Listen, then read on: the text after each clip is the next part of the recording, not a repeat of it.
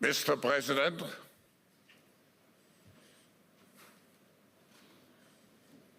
hello. what great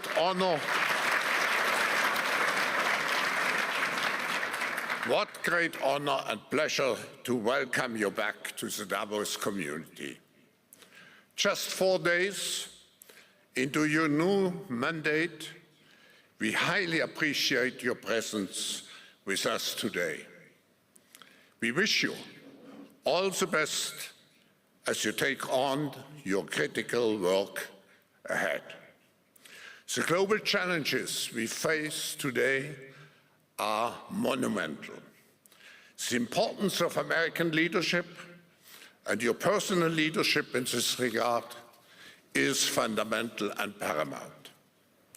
We are here to hear your vision and policies related to revitalizing the economy and addressing the global challenges. As you might expect, Mr. President, your return to office and your forthcoming policies have been at the focus of our discussions this week. The discussions among 3,000 political and business leaders from over 130 countries who came together here in Davos. We look forward to hearing first from you and then to the follow-up discussion with business leaders moderated by my colleague Børge Brende. Ladies and gentlemen, the President of the United States, Donald J. Trump.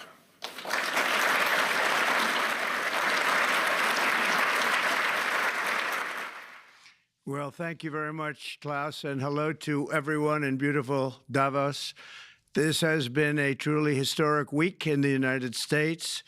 3 days ago, I took the oath of office, and we began the golden age of America. The recent presidential election was won by millions of votes, and all 7, every one of them, all 7 swing states. It was a massive mandate from the American people like hasn't been seen in many years, and some of the political pundits, even some of my so-called enemies, said it was the most consequential election victory in 129 years. That's quite nice. What the world has witnessed in the past 72 hours is nothing less than a revolution of common sense. Our country will soon be stronger, wealthier, and more united than ever before, and the entire planet will be more peaceful and prosperous as a result of this incredible momentum and what we're doing and going to do. My administration is acting with unprecedented speed to fix the disasters we've inherited from a totally inept group of people and to solve every single crisis facing our country. This begins with confronting the economic chaos caused by the failed policies of the last administration. Over the past 4 years, our government racked up $8 trillion in wasteful deficit spending and inflicted nation-wrecking energy restrictions, crippling regulations, and hidden taxes like never before.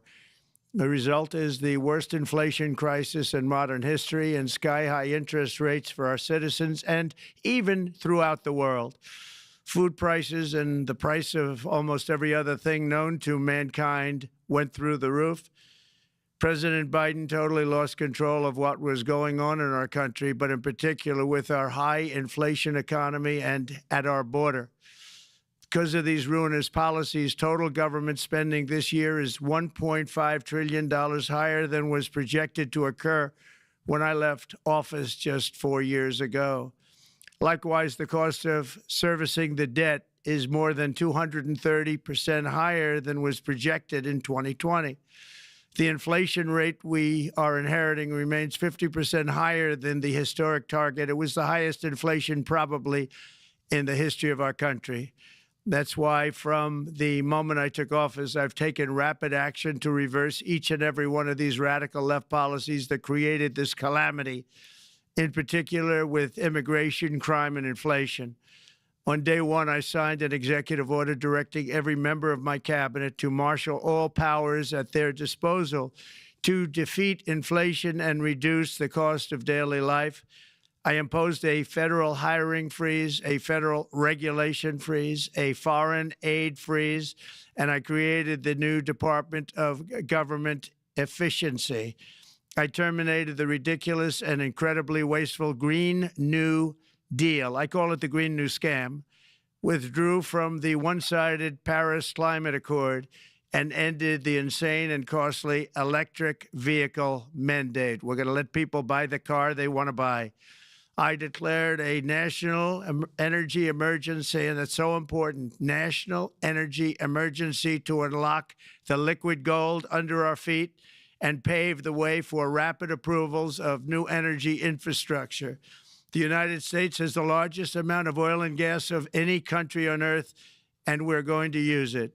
Not only will this reduce the cost of virtually all goods and services, it'll make the United States a manufacturing superpower and the world capital of artificial intelligence and crypto. My administration has also begun the largest deregulation campaign in history, far exceeding even the record-setting efforts of my last term. In total, the Biden administration imposed $50,000 in additional regulatory costs on the average American household over the last 4 years. I have promised to eliminate 10 old regulations for every new regulation, which will soon put many thousands of dollars back in the pockets of American families.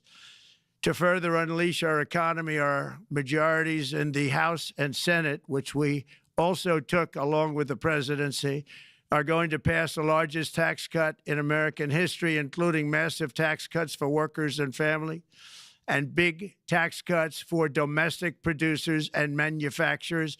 And we're working with the Democrats on getting an extension of the original Trump tax cuts, as you probably know, by just reading any paper. My message to every business in the world is very simple. Come make your product in America, and we will give you among the lowest taxes of any nation on earth. We're bringing them down very substantially, even from the original Trump tax cuts.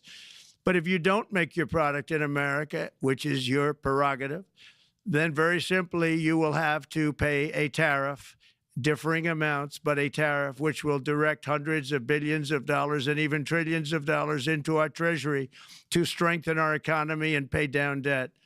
Under the Trump administration, there will be no better place on earth to create jobs, build factories, or grow a company than right here in the good old USA.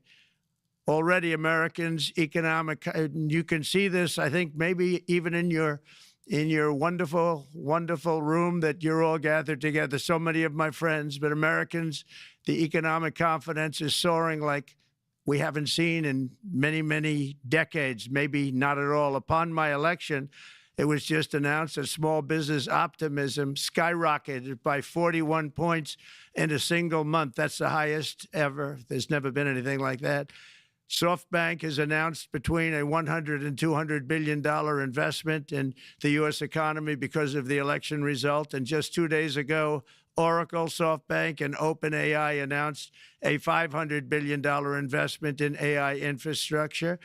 Other companies likewise have announced billions and billions and billions, adding up to trillions of investment in America, in the United States.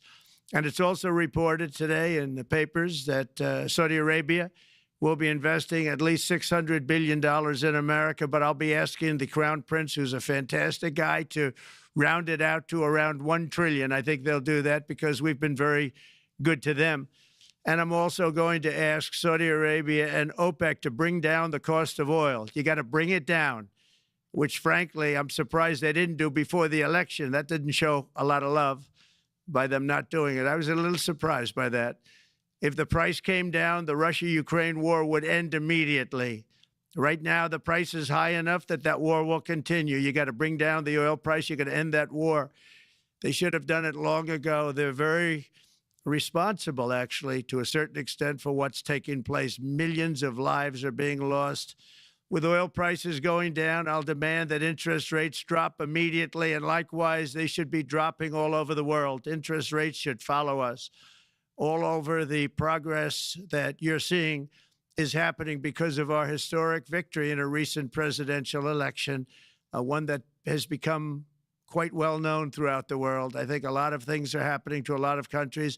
They say that there's light shining all over the world since the election, and even countries that we aren't particularly friendly with are happy because they understand what there is a future and how great the future will be. Under our leadership, America is back and open for business. And this week, I'm also taking swift action to stop the invasion at our southern border. They allowed people to come in at levels that nobody's ever seen before. It was ridiculous. I decided and declared to do, and very, very importantly, a national emergency on our border, immediately halted all entry of illegal border crossers, of which there were many, and began promptly returning the illegal trespassers back to the place from which they came. That action, as you've probably seen, has already started very strongly. I've deployed active duty U.S. military and National Guard troops to the border to assist in repelling the invasion. It was really an invasion. We will not allow our territory to be violated. After 4 long years, the United States is strong and sovereign and a beautiful nation once again. It's a strong, sovereign nation. In addition, I'm pleased to report that America is also a free nation once again. On day one, I signed an executive order to stop all government censorship. No longer will our government label the speech of our own citizens as misinformation or disinformation, which are the favorite words of censors and those who wish to stop the free exchange of ideas and, frankly, progress. We have saved free speech in America, and we've saved it strongly. With another historic executive order this week, I also ended the weaponization of law enforcement against the American people and, frankly, against politicians, and restored the fair, equal, and impartial rule of law. My administration has taken action to abolish all discriminatory diversity, equity, and inclusion nonsense. And these are policies that were absolute nonsense throughout the government and the private sector. With the recent yet somewhat unexpected great Supreme Court decision just made, America will once again become a merit-based country. You have to hear that word, merit-based country. And I've made it official, an official policy of the United States, that there are only 2 genders, male and female. And we will have no men participating in women's sports, and transgender operations, which became the rage, will occur very rarely. Finally, as we restore common sense in America, we're moving quickly to bring back strength and peace and stability abroad. I'm also going to ask all NATO nations to increase defense spending to 5% of GDP, which is what it should have been years ago. It was only at 2%, and most nations didn't pay until I came along. I insisted that they pay, and they did, because the United States was really paying the difference at that time, and it was unfair to the United States. But many, many things have been unfair for many years to the United States. Before even taking office, my team negotiated a ceasefire agreement in the Middle East, which wouldn't have happened without us, as I think most of the people in the room know. Earlier this week, the hostages began to return to their families. They are returning, and it's a beautiful sight, and they'll be coming in more and more. They started coming back on Sunday. Our efforts to secure a peace settlement between Russia and Ukraine are now hopefully underway. It's so important to get that done. That is an absolute killing field. Millions of soldiers are being killed. Nobody's seen anything like it since World War II. They're laying dead all over the flat fields. It's a flat field farmland, and there's millions of Russians and millions of Ukrainians. Nobody's seen anything like it since World War II. It's time to end it. And here in America, we have big events coming up.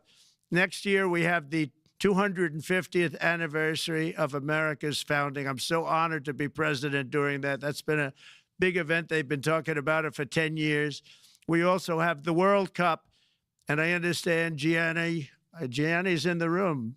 Infantino, he was very instrumental in helping us get it. He's there with you someplace, I think, and I want to thank him for that. And then we have the Olympics coming up, which I was instrumental in getting also in my first term. And who would have known that by skipping a term, I would get the Olympics? I was upset. I said, you know, I got the Olympics to come and I won't be president. But it turned out through a stroke of luck, or whatever you might call it, that I'm going to be president during the World Cup and the Olympics and the 250th anniversary. So that's going to be 3 big events.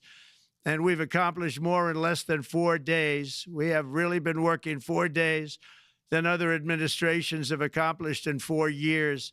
And we're just getting started. It's really an amazing thing to see. And the spirit and the light over our country has been incredible. Under the last administration, our nation has suffered greatly, but we're going to bring it back and make it greater, bigger, stronger, better than ever before.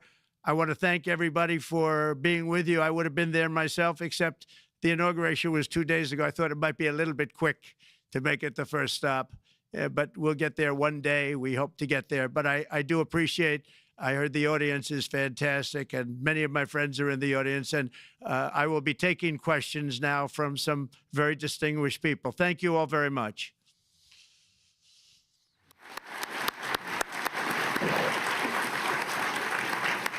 Thank you. Thank you very much, Mr. President, for that very powerful speech. And I think you could hear the applause all the way from Davos to the White House.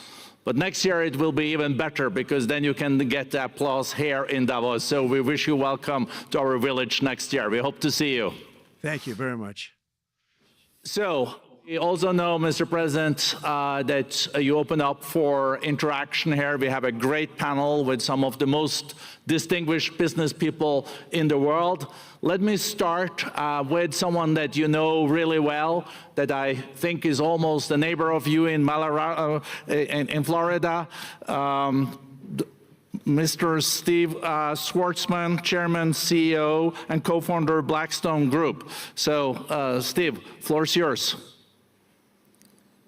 Well, Mr. President, Hello, Steve. I'm sure the Crown Prince of Saudi Arabia will be really glad you gave this speech today. I hope so. You've had the busiest 4 days that anybody can imagine, and congratulations for that. My question is about some of the things I've observed here at Davos. It's a terrific forum. I've met lots of people, as usual. I think I've been here 30 years. And a lot of the European business people have expressed enormous frustration with the regulatory regime in the EU, and they attribute slower growth rates here because of the numerous factors, but especially because of regulations. And you've taken a completely different approach in this area. And if you could explain the theory of what you're doing, how you're going to do it, and what you expect the outcome to be, I'd appreciate it. Well, thank you very much, and congratulations, Steve. You're a friend of mine, but on a great career. You have had an amazing career, and it continues. I just want to congratulate you. Very inspirational to a lot of people. I want to talk about the EU, because you mentioned specifically that I have also had a lot of friends and leaders of countries. I've gotten to know them all my first term and a little bit during this period of 4 years, and know them well, like them a lot, but they're very frustrated because of the time everything seems to take to get approved, environmental impact statements for things that you shouldn't even have to do that, and many, many other ways that it takes. And I'm going to give you a quick little example. In the private life, my beautiful private life, before I had all these things happening, the world is a little different. I had a nice, simple life. You knew that. But when I had that simple life, I did projects. And I had a big project in Ireland. And it had to get approval on something that would have made it even better. And I got the approval from Ireland in a period of a week. And it was a very, very, very efficient, good approval. And they informed me, though, the problem is you're going to have to get it from the EU, and we think that'll take 5 to 6 years. And I said, you have to be kidding. And this was before politics. And I said, wait a minute, it's not that important. I don't want to go 5 or 6 years, but it would have been a big investment. It would have been nice, and it would have been good for the project. And I sent the people to the EU to see if they could speed it up. And basically, it was a 5 or 6 year wait just to get a simple approval that Ireland gave me in a period of literally not much more than a week. And I realized right then, that was the first time I really was involved with the EU, but I realized right then that's a problem. And I didn't even bother applying to do it. Or if I did, I pulled it very quickly. I have to be very accurate because I don't want to be criticized. He did apply, actually. No, I want to be very accurate. So I don't think I did, but if I did, I pulled it very quickly. It was just something you couldn't wait 5 years or 6 years to get an approval. So a lot of, in a very big business sense, a lot of people are claiming that's the problem. From the standpoint of America, the EU treats us very, very unfairly, very badly. They have a large tax that we know about, and a VAT tax, and it's a very substantial one. They don't take essentially don't take our farm products, and they don't take our cars, yet they send cars to us by the millions.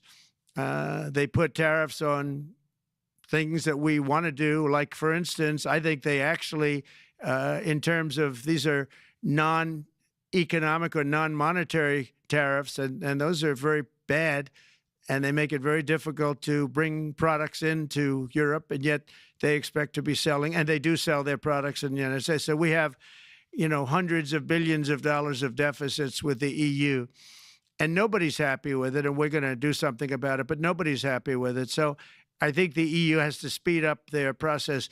Friends of mine that are in some of the nations within the EU, great people, they want to be able to compete better, and you can't compete when you can't go through the approval process fast. There's no reason why it can't go faster. So, I'm trying to be constructive because I love Europe.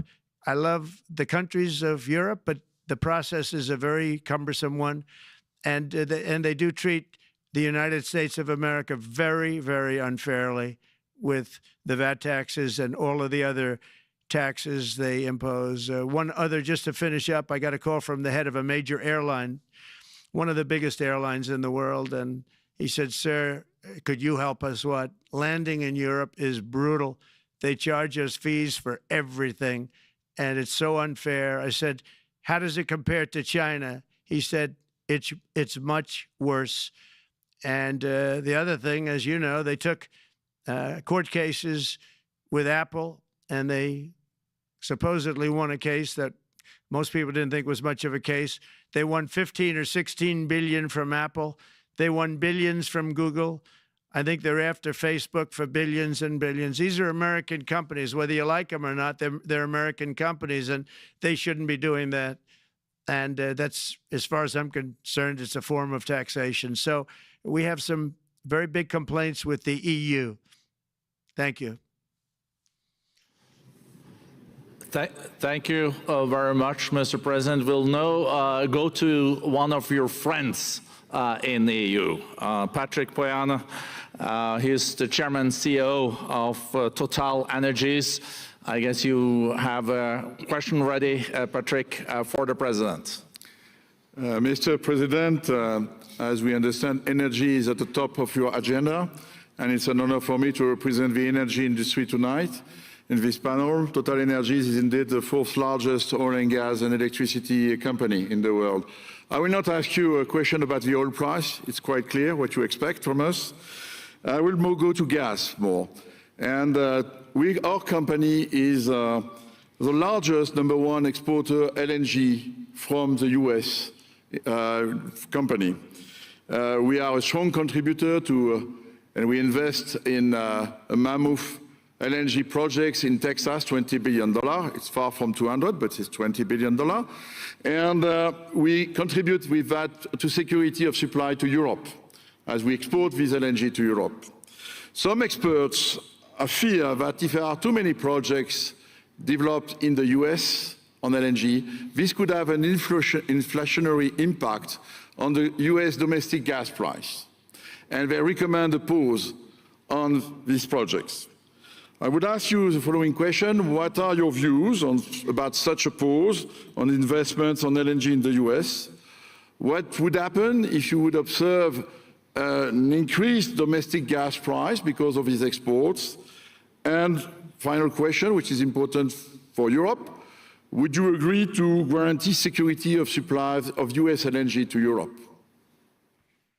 Well, on the last part of your question, yes, I would. I would make sure that you get it. If we make a deal, we make a deal, you'll get it. Because a lot of people do have that problem. They make a deal and then it can't get supplied because of war-type problems and other problems. So we would absolutely do that. LNG is very interesting because when I took office for the first term, one of the first things I looked at was there were two very massive plants in Louisiana, a state that has been very good to me, won it by many, many points. And I felt strongly indebted to it, actually. And they said there are two plants that have been under environmental consideration for more than 10 years. And they were costing, as you say, you know how expensive those plants are, but they were costing like 12 billion and I think 14 or 15 billion, but they couldn't get their permits.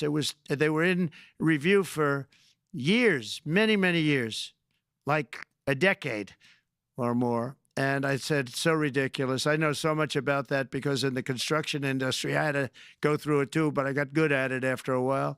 But I saw the projects, and you're talking about a total investment of 25 to $30 billion, and it looked like it was going to end. They couldn't get their permits, and I got them done in less than a week. It was done, completed. In fact, when they called them to announce that it was done, the countries, largely countries, Japan was involved and another country and some very big investors, they couldn't believe it. They actually couldn't believe it. And I said, just do yourself one favor. Don't pay any consultants, because the only one that got it done was me. I got it done because it was the right thing to do for the U.S. and for the world, but the consultants had nothing to do with it. You know, the consultants go in and they say, give us millions of dollars because Trump did it. Nobody called me about it. I just heard it was a problem for years. And I got it done because it was the right thing to do for the U.S. and the right thing to do for beyond. It had to do with energy, very important. So I think it's very important. I think I disagree with one. I think the more that you do, the lower the price is going to go. And what I'd like to see is rapid approvals. We're going to give very rapid approvals in the United States, like with the AI plants, talking to many people want to build them. That's going to be a very big thing. We're going to build electric generating facilities. They are going to build. I'm going to get them the approval. Under emergency declaration, I can get the approvals done myself without having to go through years of waiting. And the big problem is we need double the energy we currently have in the United States. Can you imagine? For AI to really be as big as we want to have it, because it's a very competitive, it'll be very competitive with China and others. So I'm going to give emergency declarations so that they can start building them almost immediately. And I think it was largely my idea because nobody thought this was possible. It wasn't that they were not smart, because they're the smartest. But I told them that what I want you to do is build your electric generating plant right next to your plant as a separate building, connected. And they said, wow, you're kidding. And I said, no, I'm not kidding. You don't have to hook into the grid, which is old and, could be taken out. If it's taken out, they wouldn't have any way to get any electricity.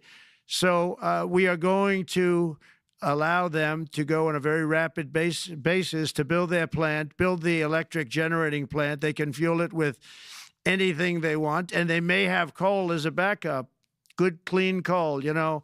If there were a problem with a pipe coming in, as an example, you're going with gas, oil or gas, and a pipe gets blown up or for some reason doesn't work, there are some companies in the U.S. that have coal sitting right by the plant so that if there's an emergency, they can go to that short-term basis and use our very clean coal. So that's something else that a lot of people didn't even know about. But nothing can destroy coal, not the weather, not a bomb, nothing. It might make it a little smaller, might make it a little different shape, but coal is very strong as a backup. It's a great backup to have that facility, and it wouldn't cost much more money. And we have more coal than anybody. We also have more oil and gas than anybody. So we're going to make it so that the plants will have their own electric generating facilities attached right to their plant. They don't have to worry about a utility. They don't have to worry about anything. And we're going to get very rapid approvals. Thank you. Thank you so much, Mr. President. We'll now go to another CEO that you know very well, Brian Moynihan, the CEO and Chair of Bank of America. Good afternoon, Mr. President, and congratulations, and obviously an eventful week for you and your family. If you remember 5 years ago, you came here and we walked among 150 CEOs from all over the world, and you engaged with them about your policies and your procedures. This year, you're not here, and yet this week was eventful from the orders that you mentioned earlier, literally a wave of orders coming out on immigration, on trade, and many other matters. And so, as a representative of the United States here, we got a lot of questions about what does all this mean and how would the president square this with his clear focus on growth, prosperity, market growth, stock market growth, a good bond market, and bringing down prices. So how do you think about the impact of all these orders and how fast they come out, and how you're going to balance them with that scorecard of being successful in both continuing GDP growth, bringing down inflation, and also having a good stock price appreciation for the American citizen? Well, I think it's going to actually bring down inflation. It's going to bring up jobs. We're going to have a lot of jobs. We're going to have a lot of companies moving in. You know, Brian, we're at 21%. It was at 40%, and I got it down to 21%, the corporate tax. And it was actually, if you look at state and city, it was in many cases much higher than 40%. I got it down to 21%. And now we're going to bring it down from 21 to 15% if, there's a big if you make your product in the U.S. So we're going to have the lowest, just about the lowest rate. It'll be, the 21 is on the low side worldwide. The 15 is about as low as it gets. And by far the lowest of a large country, a large, you know, rich, powerful country by far, not even a contest. So we're going to bring it down to 15% if you make your product in the USA. So that's going to create a tremendous buzz. We're also probably going back to the one-year deduction where we deduct, you know, we did that originally, and that was amazing what the impact that had, the one-year deduction, which built up over a period of time, and then it expires. But we're going to go back to that when we do the renewal of the Trump tax plan. We have to get Democrats to approve it. But, you know, if the Democrats didn't approve it, I don't know how they can survive with about a 45% tax increase, because that's what it would be.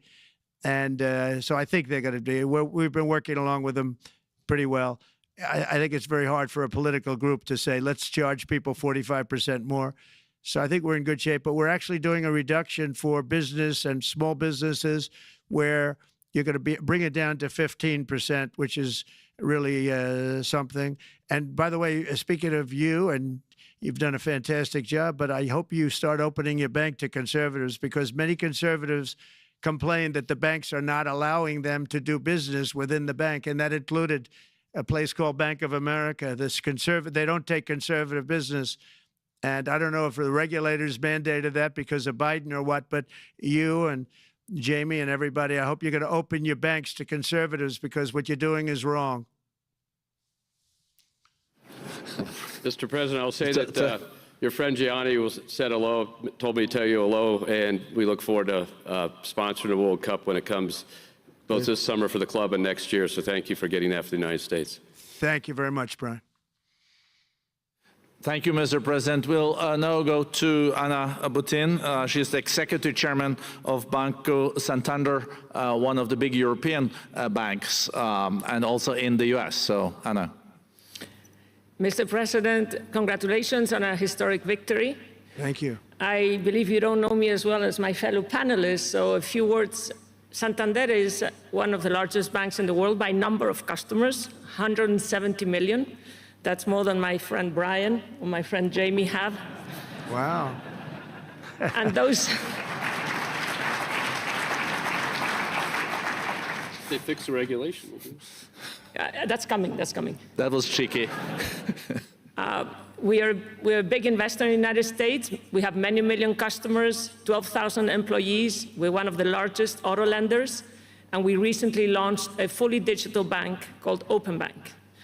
We strongly believe banks have a pivotal role in the economy, and we can accelerate growth and help many more customers. That's what we're doing in the United States. So, as Brian pointed out, we very much welcome your focus on deregulation and reducing bureaucracy. So my question is, what are your priorities in this regard, and how fast is this going to happen? Thank you very much. Well, I think it's going to, thank you and congratulations. I know very much about your bank, and you've done a fantastic job. Congratulations. We are going to move very quickly. We've moved very quickly. We've done things in the last 3 days that nobody thought were possible to do in years. And it's all taking effect. It's going to have a huge impact on the economy, a huge positive impact. Money was being wasted on crazy things. I mean, the Green New Deal was such a total disgrace, how that was perpetrated. And it was conceived of by people that were average students, less than average students, I might add, and never even took a course in energy or the environment. It was just a game. Remember, the world was going to end in 12 years? Remember that? Well, the 12 years has come and gone. It was going to end. It was going to all foam into earth.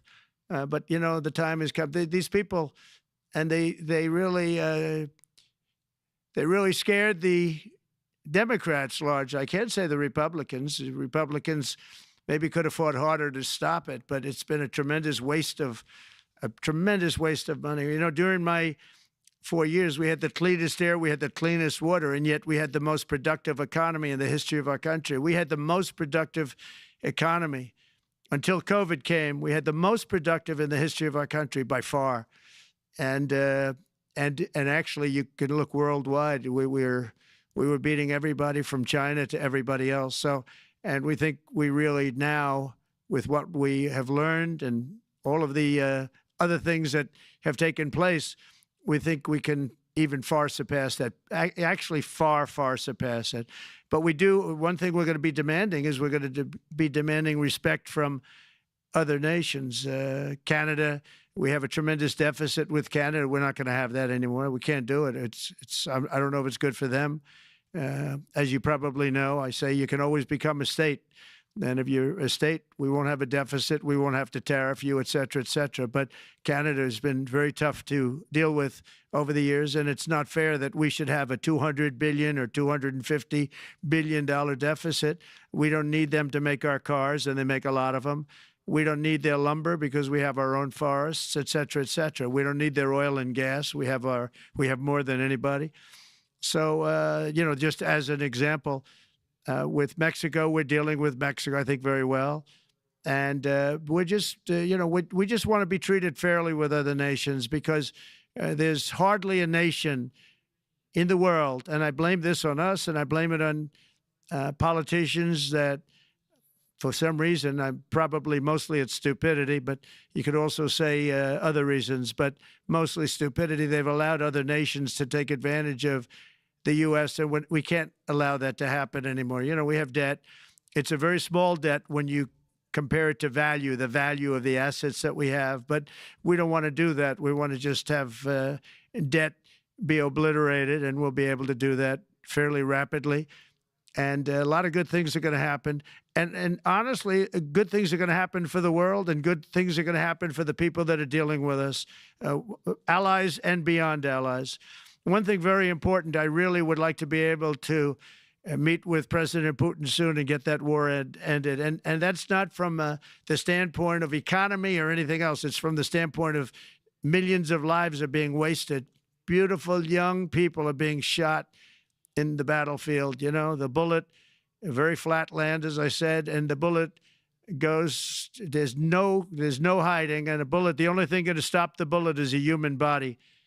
And you have to see, I've seen pictures of what's taken place. It's a carnage, and we really have to stop that war. That war is horrible. And I'm not talking economy. I'm not talking economics. I'm not talking about natural resource. I'm just talking about There's so many young people being killed in this war, and that's not including the people that have been killed as the cities are being, knocked down building by building. So we really should get that stopped. Likewise, in the Middle East, I think we've made a lot of progress in the Middle East, and I think that's gonna come along pretty well. Thank you very much. Thank you, Mr. President. We know that the most consequential relationship in the world is between the U.S. and China. U.S.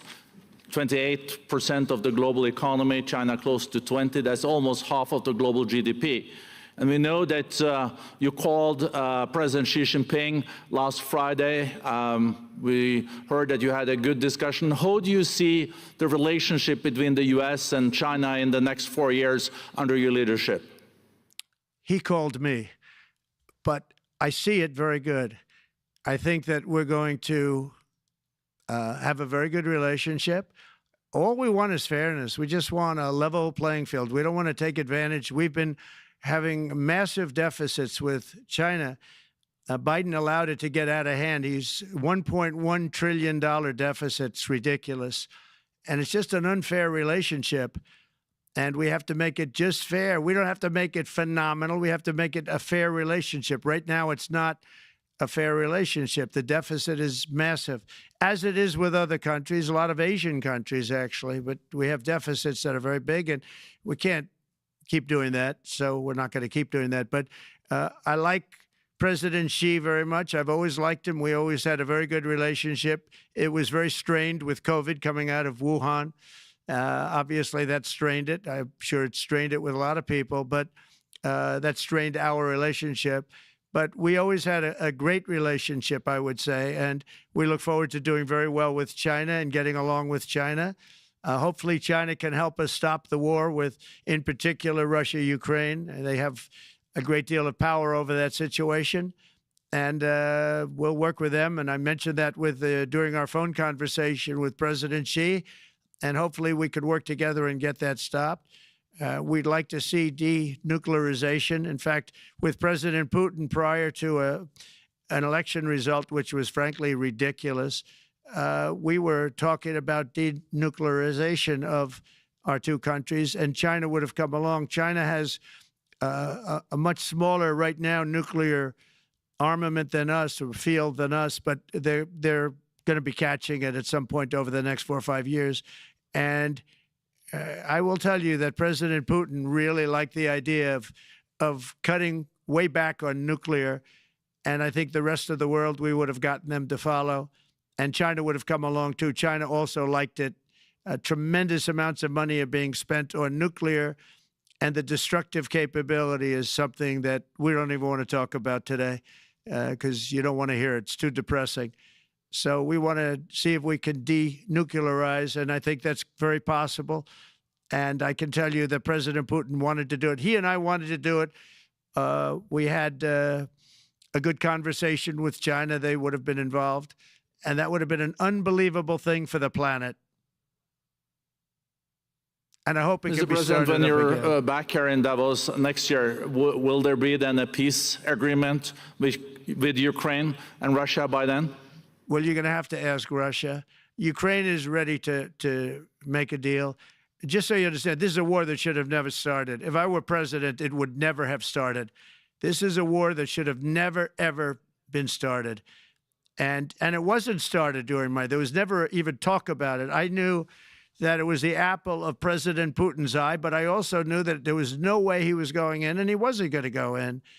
And then when I was out, bad things happened, bad things were said, a lot of stupidity all around, and you end up with what you have. Now you have all these bombed out cities that look like demolition sites with many people killed. I think the thing that you'll see about Ukraine is that far more people have died than is being reported. And I've seen that. But far, far more people have died. When you look at a city that's become a demolition site where big buildings have been collapsed by missiles hitting them and everything else, and they say one person was slightly injured. No, many people were killed. Those are big buildings. I was surprised at how that was my business. These are buildings that go 2 and 3 blocks long. They're 20 stories high. They're big, powerful buildings, and they were knocked down, and there were a lot of people in those buildings. That announced that 2 people were injured. That's not true. So I think you're going to find that there were many more people killed in Ukraine in the Ukraine war than anybody has any idea. But if you look now, so many of the people being killed are soldiers just facing each other with guns, rifles, and drones, the new form of warfare, drones. And it's a very sad thing to see. And when you see pictures of the fields that I see, nobody wants to see it. You'll never be the same. Thank you very much, Mr. President, on behalf of all the 3,000 participants here in Davos. We really underline that joining us the 3rd day in your presidency, live taking questions here is so appreciated, and we are already ready for receiving you next year in person. So thank you very much, and all the best from Davos. Thank you. Thank you very much.